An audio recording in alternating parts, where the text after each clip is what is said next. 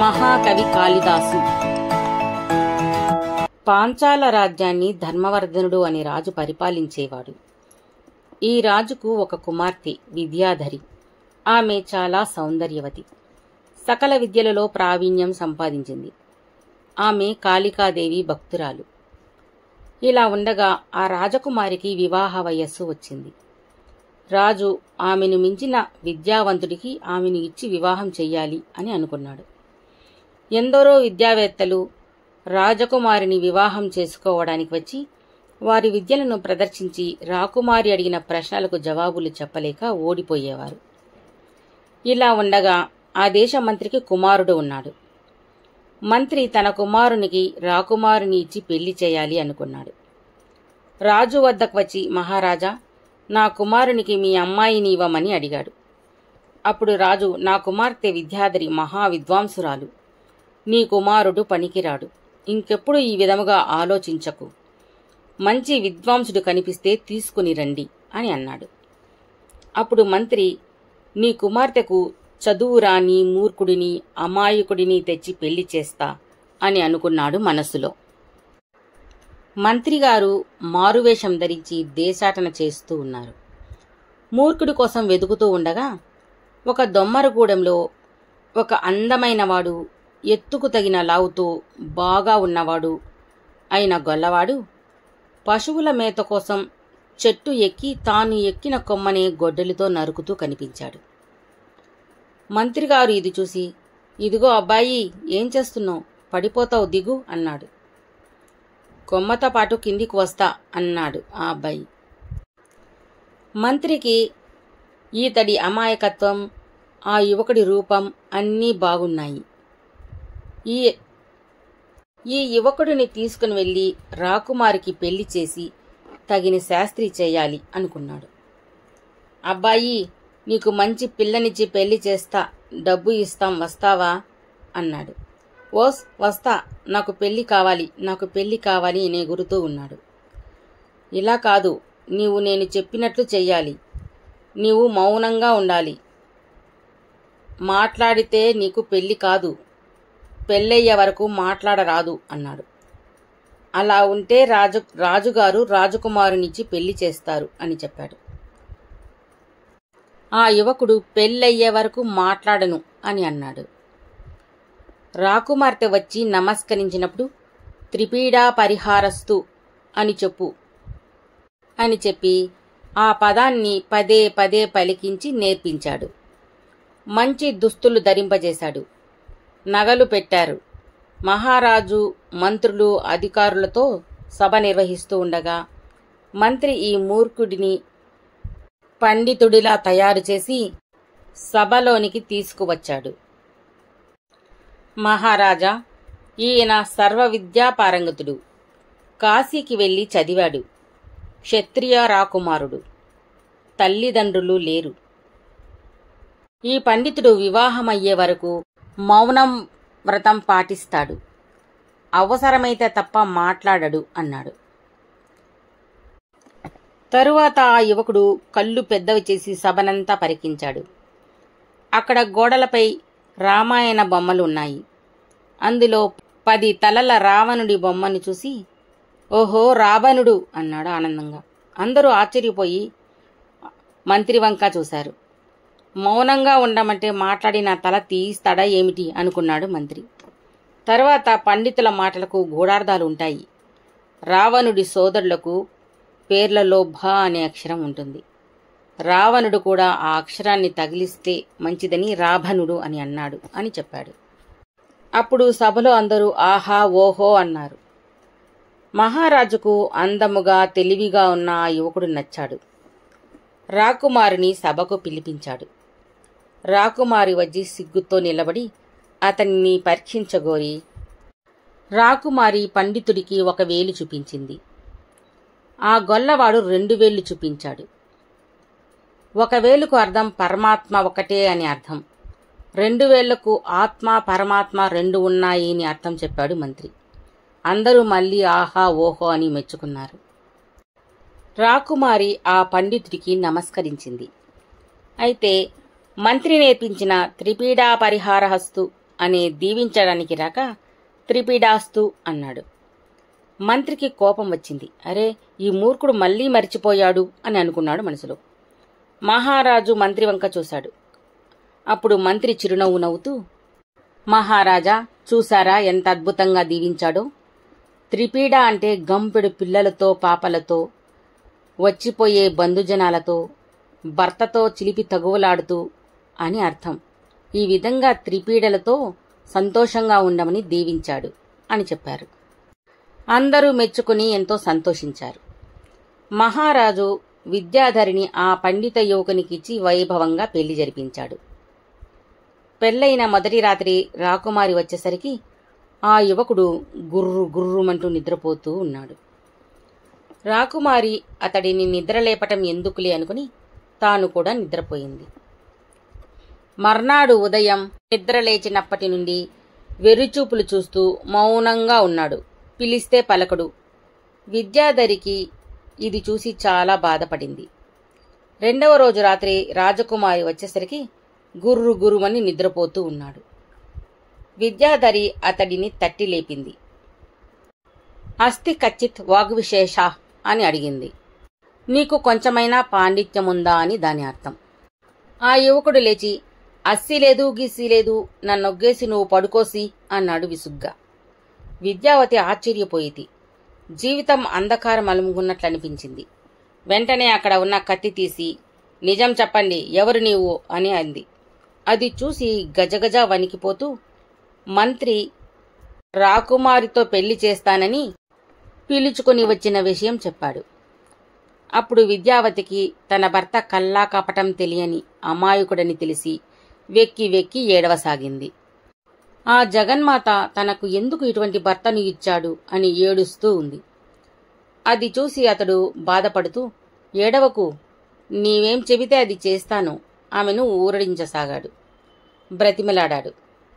విద్యాధరి కళ్ళు తుడుచుకొని, మంచి మనస్సు, మంచి రూపం ఉన్నాయి, కాని తెలివితేటలు మాత్రం లేవు. ఆ తెలివితేటలు కూడా లభిస్తే మీరు పరిపూర్ణంగా ఉంటారు. మీరు భక్తితో అమ్మవారిని ప్రార్థిస్తే మంచి బుద్ధి లభిస్తుంది అని తలచి సొరంగ మార్గం గుండా కొంత దూరం వెళితే అక్కడ కాళికాలయం ఉంది. అక్కడికి వెళ్ళి అమ్మవారిని ప్రార్థించి విద్యను సంపాదించుకుని రండి అని చెప్పింది. అమ్మవారు దేశాటనకు బయలుదేరి వెళ్లారు. ఈ యువకుడు గుడిలోనికి వెళ్లి తలుపు వేసుకుని అమ్మా విద్య, అమ్మా విద్య అంటూ ఉన్నాడు. తెల్లవారుతుండగా కాళీమాత గుడిలోనికి రావటానికి వస్తే తలుపులు మూసి ఉన్నాయి. లోపల ఎవరు అని హూంకరించింది. తలుపులు తీయలేదు. తలుపులు తెరువు అని గర్జించింది. అమ్మా విద్య ఎయ్యి, అమ్మా విద్య ఇయ్యి, విద్య ఇస్తే తలుపు తీస్తా అంటూ ఉన్నాడు. అమ్మవారు ఎంత చెప్పినా తలుపు తీయలేదు. నీకు ఏ విద్య కావాలి అని అంది. నాకు తెలీదు, ఇప్పుడున్నదంతా పోయి కొత్త విద్య కావాలి అన్నాడు. అయితే నాలుక బయట పెట్టు అంది. తలుపు కొద్దిగా తెరిచి తల బయటకు పెట్టి నాలుక తెరిచాడు. అమ్మ ఆ నాలుకపై బీజాక్షరాలు రాసింది. వెంటనే ఆ యువకుడిలో వెలుగు ప్రవేశించింది. అప్పుడు ఆ యువకుడికి చతుర్భుజాలతో జగన్మాత దేదీప్యమానంగా వెలిగిపోతూ కనిపించింది. మాణిక్య వీణాం ఉపలాలయంతీం మదాలసాం మంజుల వాగ్విలాసాం అంటూ శ్యామల దండకమును చదివాడు. జగన్మాత ఆ యువకుడితో, ఈ రోజు నుండి నువ్వు మహాకవి కాళిదాసువు అని చెప్పింది. జగన్మాత అదృశ్యమయ్యింది. ఇంతలో రాకుమారి విద్యాధరి అక్కడికి వచ్చింది. ఆమెను మరచి, పాత విషయాలను మరచి వెళ్ళిపోయాడు. అలా వెళుతూ వెళుతూ దారానగరం చేరాడు. అక్కడ భోజమహారాజు రాజ్యం పరిపాలిస్తూ ఉన్నాడు. ఆ రాజు దగ్గర ఏకసందాగ్రహి, ద్విసందాగ్రహి, త్రిసందాగ్రహి అనే ముగ్గురు పండితులుండేవారు. వీరు ముగ్గురు భోజరాజు వద్దకు ఏ కవిని రానిచ్చేవారు కాదు. కాళిదాసు ఈ విషయం కనిపెట్టాడు. ఒకరోజు ఏమీ తెలియని వాడిలా వీరి వద్దకు వచ్చి, అయ్యా, నేను పేద బ్రాహ్మణుడిని. భోజరాజు దర్శనం అయితే శ్లోకం చెబుతాను. రాజు దయతలిచి ఏదైనా రూకలు ఇస్తే తీసుకుంటాను అని అన్నాడు. అయితే శ్లోకం చెప్పు అన్నారు వారు. శ్లోకం చెబితే రాజు వద్దకు తీసుకువెళ్తాం అన్నారు. కాళిదాసు భోజరాజు కీర్తిని గురించి శ్లోకం చెప్పాడు. అది విని దానర్థం తెలియక చేతకాని కవిరాజు అనుకున్నారు ముగ్గురు. మరునాడు రా వెళదాం అన్నారు. కాళిదాసు ఏకసంధాగ్రహికి నత్తి ఉందని కొన్ని అక్షరాలను పలకలేడని గ్రహించాడు. మరునాడు కాళిదాసును ఈ ముగ్గురు కవులు రాజసభకు తీసుకువెళ్ళి మహారాజుతో ఈయన మీ కొరకు శ్లోకం తెచ్చాడు, చెబుతాడట మహారాజా అని అన్నారు. కాళిదాసు వెంటనే నత్తివాడు పలకలేని విధంగా శ్లోకం చెప్పాడు. ఏకసంధాగ్రహి, నిన్న చెప్పిన శ్లోకం ఇది కాదు, ఇప్పుడు చెబుతున్నది నాకు నాలుక తిరగడం లేదు అనుకున్నాడు. శ్లోకం చెబుతున్నప్పుడు తూర్పు తిరిగిన భోజరాజు దక్షిణానికి తిరిగారు. ఆ తర్వాత శ్లోకాలు చెప్పించుకొని 4 దిక్కులు తిరిగి ఈ 4 దిక్కులు నీకు దారపోస్తున్నాను అన్నాడు. అప్పుడు మహాకవి, మహారాజా, మీ కీర్తి తెల్లనిదై ప్రకాశిస్తూ ఉన్నది. బ్రహ్మ తన హంసను వెతుక్కుంటూ ఉన్నాడు. ఈ తెలుపులో తన హంస కనిపించడం లేదు. మహావిష్ణువు పాలసముద్రము కనిపించక వెతుక్కుంటున్నాడు. శివుడు కైలాసం కనిపించక వెతుకుతున్నాడు. గ్రహణం రోజు రాహువు చంద్రుడి కోసం వెతుకుతున్నాడు అని చెప్పాడు. అది విని భోజరాజు ఎంతో ఆనందించాడు. ముగ్గురు సంధాగ్రహుల తప్పులు బయటపడ్డాయి. రాజు వారిని సభ నుంచి పంపివేశాడు. కాళిదాసును ఆస్థాన పండితుడిగా నియమించాడు. తరువాత ఎందరో కవులు రాజుగారి దర్శనం చేసుకున్నారు. విద్యాధరి చెలకెత్తతో కలిసి మారువేషం ధరించి భర్తని వెతుకుతూ ధారానగరం చేరి అక్కడ రాజదర్బారులో ఆస్థాన పండితుడిగా ఉన్న కాళిదాసు వద్దకు వచ్చి ఆపదలో వచ్చామని చెప్పారు. తర్వాత అక్కడే కాళిదాసు సంరక్షణలో ఉండిపోయింది. ఇలా ఉండగా భోజరాజు అభిజ్ఞాన శాకుంతలం అనే కావ్యం వ్రాయమని కోరాడు. కాళిదాసు అందులో భర్త భార్యను మరిచిపోయాడు, నేను రాయను అంటాడు. భోజుడు నీవు రాయాలి, తప్పదు, అంతవరకు నేను మాట్లాడను అని వెళ్ళాడు. కాళిదాసుతో మారువేషంలో అక్కడే ఉన్న విద్యాధరి మీరు రాయాలి అని అంటుంది. ఎందుకు ఆ కథ రాయాలి అన్నాడు కాళిదాసు. విడిపోయిన భార్యాభర్తలను కలుపుతూ భర్తకు భార్య గుర్తు వచ్చేలా చేసి కథను రాయండి అని చెప్పింది. అప్పుడు అభిజ్ఞాన శాకుంతలం అనే కావ్యం రచించాడు. రఘువంశము, కుమార సంభవము, మేఘ సందేశము, విక్రమోర్వశీయము, అభిజ్ఞాన శాకుంతలము కాళిదాసు రచించాడు. కాళిదాసు ఉపమాలంకారములో మేటి. కాళిదాసు కవికుల గురువు అయ్యాడు. ఇది ఇలా ఉండగా భోజరాజు కాళిదాసుతో స్నేహంగా ఉండడం చూసి ఇతర పండితులు అసూయపడి మహారాజుతో కాళిదాసు సానివాడలకు వెళతాడు, చేపలు తింటాడు అని చెప్పారు. భోజుడు రుజువులు చూపంది నమ్మను అని చెప్పాడు. కాళిదాసు ఇతరుల మనసులలో ఉన్న విషయాలను గ్రహించేవాడు. ఈ పండితులు రాజుకు ఫిర్యాదు చేయడం తెలిసి ఒకరోజు చేపల దుకాణానికి వెళ్ళాడు.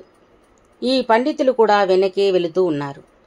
కాళిదాసు 4 చేపలు కొని నీరు కారే వాటిని సంకలో ఉంచుకుని వెళుతూ ఉంటే పట్టుకుని రాజు దగ్గరకు తెచ్చారు. రాజు కాళిదాసుతో సంకలో ఏవిటవి నీరు కారుతున్నాయి అని అడిగాడు. అతిసారం అన్నాడు కవి. మంచి వాసన వస్తుంది అన్నాడు రాజు. రామాయణ యుద్ధంలో లేచిన ధూళి వాసన అన్నాడు. మరైతే తోకలా ఉంది, అదేమిటది అన్నాడు. పెద్ద తాటాకు గ్రంథం కోస తోకలా కనిపిస్తూ ఉంది అన్నాడు. ఏ గ్రంథం అది అన్నాడు. రామాయణం అన్నాడు కవి. ఏది చూపించు అన్నాడు మహారాజు. సంకలో ఉన్నదాన్ని తీసి పెట్టాడు కవి. అది రామాయణ గ్రంథంగా మారిపోయింది. చాడీలు చెప్పిన వారి కళ్ళు తిరిగిపోయాయి. ఇలా ఉండగా ఒకరోజు భోజరాజు కాళిదాసుతో నాపై చాలా కవితలు చెప్పావు. భోజుడు మరణిస్తే ఎలాంటి కవిత చెబుతావో వినాలని ఉంది అని అడిగాడు. కాళిదాసు మనసులో నేను చెబితే జరిగి తీరుతుంది అనుకుని ఇప్పుడు కాదు మళ్ళీ వస్తాను అన్నాడు. భోజుడు అయితే చెప్పే వరకు కనిపించకు అన్నాడు. కాళిదాసు భోజరాజు గుర్తుపట్టని రీతిగా భిక్షగుడిగా, పిచ్చివాడిగా మారువేషంలో తిరుగుతూ ఉండేవాడు. భోజుడు పంపిన వారు ఎవరూ కాళిదాసును కనిపెట్టలేకపోయారు. ఇలా కాదని భోజుడు కూడా మారువేషం ధరించి భిక్షగాడిని చూశాడు. కాళిదాసు భోజుడిని గుర్తించాడు. భోజుడు కూడా ఈ భిక్షగాడు కాళిదాసేనా కాదా అని అతడు ఎక్కడికి వెళితే అక్కడకు వెళ్ళసాగాడు. కాళిదాసు మాంసం దుకాణానికి వెళ్ళాడు. అప్పుడు రాజుగారు కూడా వెళ్ళాడు. ఈ సన్యాసికి మాంసం ఎందుకు, కాళిదాసు కాదేమో అనుకున్నాడు. సన్యాసికి మాంసం ఎందుకు అన్నాడు.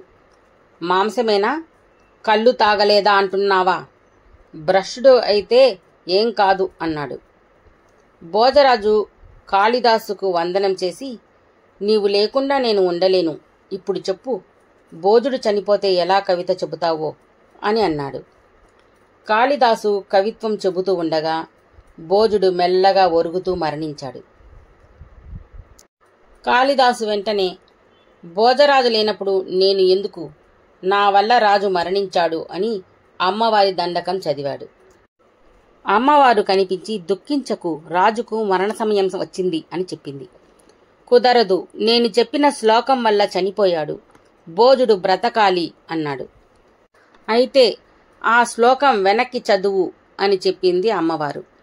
అలాగే చదివాడు కాళిదాసు. భోజుడు బ్రతికాడు. కాని 1.5 గంట కంటే ఎక్కువసేపు ఉండడు, అతనికి అంతిమ గడియలు సమీపించాయి అని చెప్పి అమ్మవారు, ఈసారి నన్ను పిలవకు అని చెప్పింది.